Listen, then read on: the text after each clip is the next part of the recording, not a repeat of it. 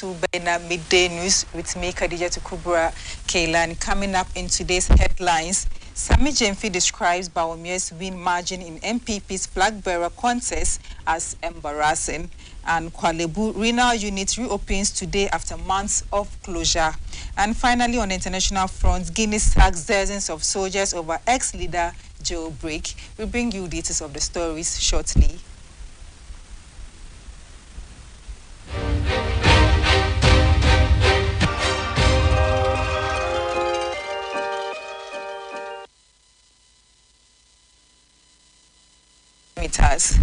The National Communications Officer of the Opposition National Democratic Congress, the NDC, Sami Jemfi, says the margin by which the Vice President, Dr. Bawumia Mahmoud, won the New Patriotic Party flag bearer contest is embarrassing.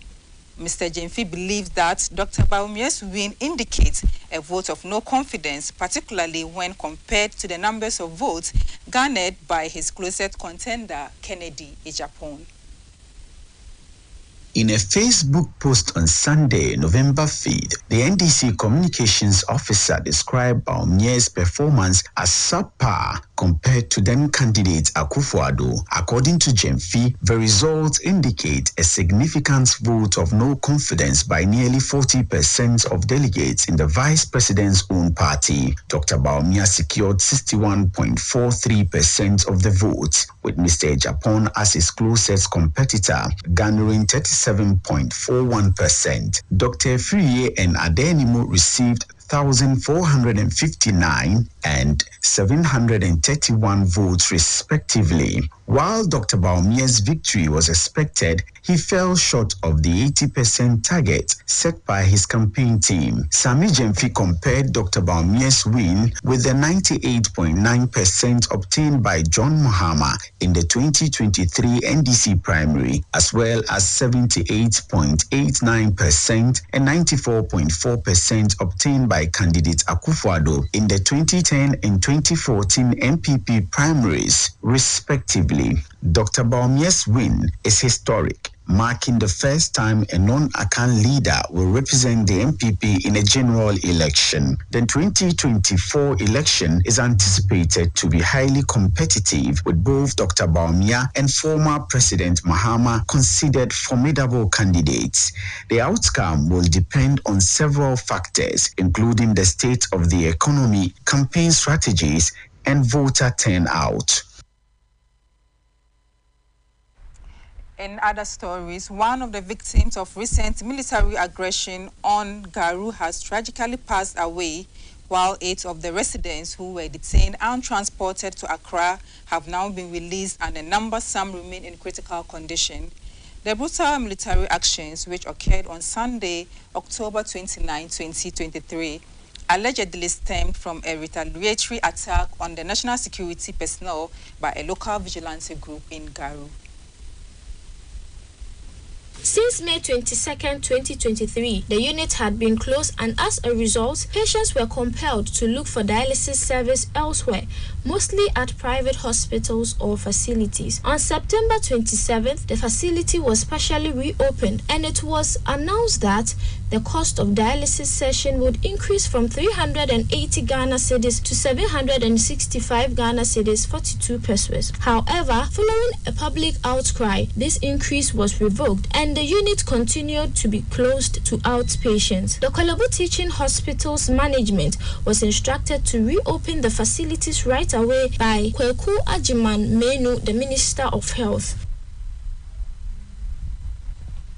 The brutal military actions, which occurred on Sunday, October 29, 2023, allegedly stemmed from a retaliatory attack on national security personnel by a local vigilance group in Garu. Addressing the media, Albert Alalzulga, the Member of Parliament for Garu, expressed deep dismay at the military's action, describing them as unacceptable. He lamented the loss of life and urged the government to take appropriate measures, including compensation for the victims. victims. Mr. Alalzulga also emphasized the need for accountability, stating that citizens' taxes fund the military's resources. Announcing the death of the victim, Mr. Alalzulga sad to announce to you that one of the military brutality victims in Garu has died. It is a very sad development. The youth and everybody in the area are so saddened. He expressed his disappointment in the government for what happened in Garu and described it most barbaric and unfortunate. Meanwhile, the residents who were arrested earlier were released on Friday. While some are home safely, others had to be taken to medical facility due to their conditions. In another development, the National Security Minister Albert Kandapa is slated to appear before Parliament on Thursday, November 9th to provide an update on the situation.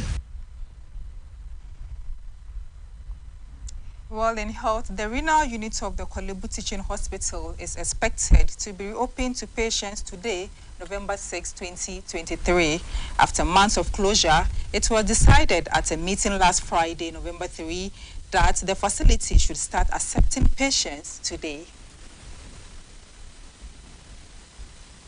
Since May 22, 2023, the unit had been closed, and as a result, patients were compelled to look for dialysis service elsewhere, mostly at private hospitals or facilities. On September 27th, the facility was partially reopened, and it was announced that the cost of dialysis session would increase from 380 Ghana cedis to 765 Ghana cedis 42 pesos. However, following a public outcry, this increase was revoked and the unit continued to be closed to outpatients. The Kolebu Teaching Hospital's management was instructed to reopen the facilities right away by Kweku Ajiman Menu, the Minister of Health.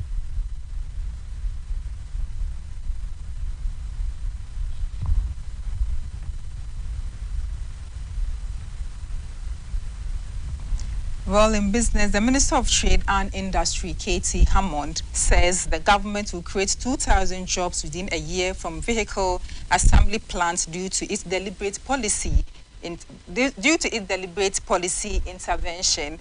Currently, Ghana hosts 6 vehicle assembly plants producing 11 vehicle brands, including Volkswagen, Toyota, Suzuki, Nissan, Kia, and Hyundai.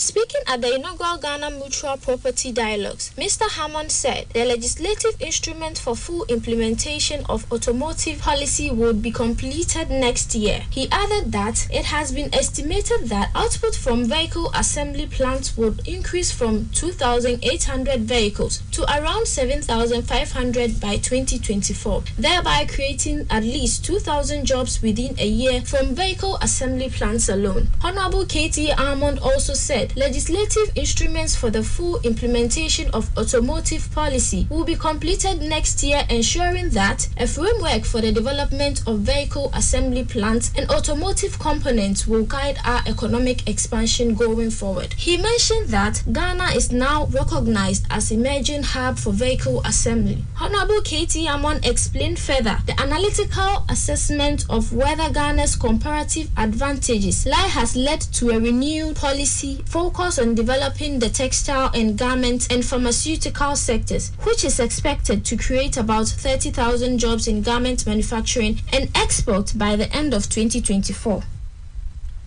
Finally, in some international stories, Guinea has dismissed more than 60 soldiers and prison officers of the jailbreak of former junta leader Musa Dadis Camara and 2 others.